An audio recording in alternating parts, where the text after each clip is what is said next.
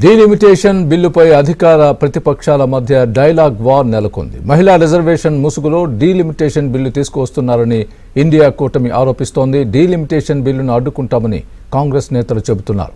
మరోవైపు delimitation bill వల్ల ఎవరికీ అన్యాయం జరగదని కేంద్రం చెబుతోంది. మహిళా రిజర్వేషన్, డీలిమిటేషన్ కు సంబంధించిన బిల్లులను ఆమోదించేందుకు గురువారం నుంచి 3 రోజుల పాటు జరిగే పార్లమెంటు సమావేశాల్లో తీవ్ర గందరగోళం నెలకొనే అవకాశాలు కనిపిస్తున్నాయి.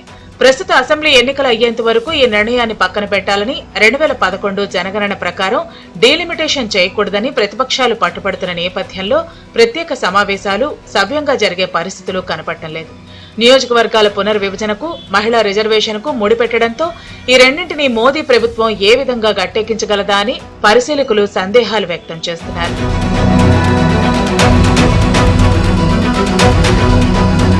డీలిమిటేషన్ బిల్లు పార్లమెంటు ముందుకు రానున్న నేపథ్యంలో మరోసారి అధికార, ప్రతిపక్షాల బలాబలాలపై చర్చ నెలకొంది. డీలిమిటేషన్ బిల్లు లోక్సభలో ఆమోదం పొందాలంటే తప్పనిసరిగా 2/3 వంతు మంది అంటే 364 మంది సభ్యులు ఆమోదం తెలపాల్సి ఉంది. ప్రస్తుతం లోక్సభలో ఎన్డీఏ కూటమి మొత్తం 293 మంది ఎంపీలున్నారు. ఇక ఇండియా కూటమికి 234 మంది ఉన్నారు.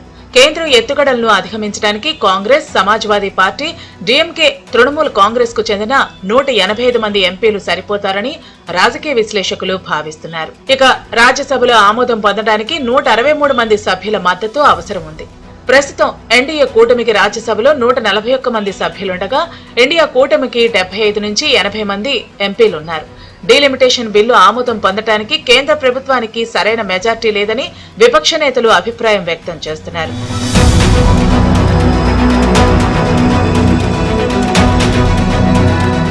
కేంద్ర ప్రభుత్వం డీలిమిటేషన్ బిల్లును పార్లమెంటు ముందుకు తీసుకొస్తున్న నేపథ్యంలో ఢిల్లీలో ఇండియా కూటమి నేతలు సమావేశమయ్యారు. ఏఐసీసీ అధ్యక్షుడు మల్లికార్జున ఖర్గే నివాసంలో జరిగిన సమావేశానికి రాహుల్ గాంధీతో పాటు కీలక నేతలు హాజరయ్యారు. మహిళా రిజర్వేషన్ బిల్లుకు మద్దతిస్తామని, డీలిమిటేషన్ పేరుతో మోదీ ప్రభుత్వం చేస్తున్న ట్రిక్కులకు తాము వ్యతిరేకమని ఖర్గే స్పష్టం చేశారు. మహిళా రిజర్వేషన్ అంటూ దొంగదారిలో డీలిమిటేషన్ అమలు చేసేందుకు కుట్రలు చేస్తున్నారని ఆరోపించారు. పార్లమెంట్లో దీనిపై పోరాటం చేస్తామని ఖర్గే స్పష్టం చేశారు. We all have decided we will, though continuously we are supporting women's reservation bill, delimitation, they are also playing some tricks. Therefore, all party we are going to take one stand. We unitedly should fight in parliament. Delimitation తో దక్షిణాది ప్రాంతాలకు అన్యాయం జరుగుతుందనే ఆరోపణలను కేంద్ర మంత్రి కిరణ్ రిజిజు కొట్టిపారేశారు. ఏ ప్రాంతానికి, వర్గానికి, మతానికి ఆందోళన అవసరం లేదన్నారు. బిల్లుతో దక్షిణాది రాష్ట్రాలకు మంచి జరుగుతుందని, జనాభా తగ్గినా సీట్లు పెరుగుతాయని కిరణ్ రిజిజు తెలిపారు. If you go through the entire provisions of the bills which have been uploaded, every state, every region, every community, there is nothing to worry. Everything is taken care of. And the southern states, some people tried to mislead in the past by saying that the southern states will lose out due to their successful family planning. Delimitation బిల్లుకు ఎలాంటి మద్దతు ఇవ్వమని విపక్షాలు తేల్చి చెప్పిన నేపథ్యంలో ప్రతిపక్ష పార్టీల ఎంపీలను గైర్హాజరు చేయించడానికి ఎన్డీఏ కూటమి నేతలు విశ్వ ప్రయత్నాలు చేస్తున్నారనే ఆరోపణలు వినిపిస్తున్నాయి.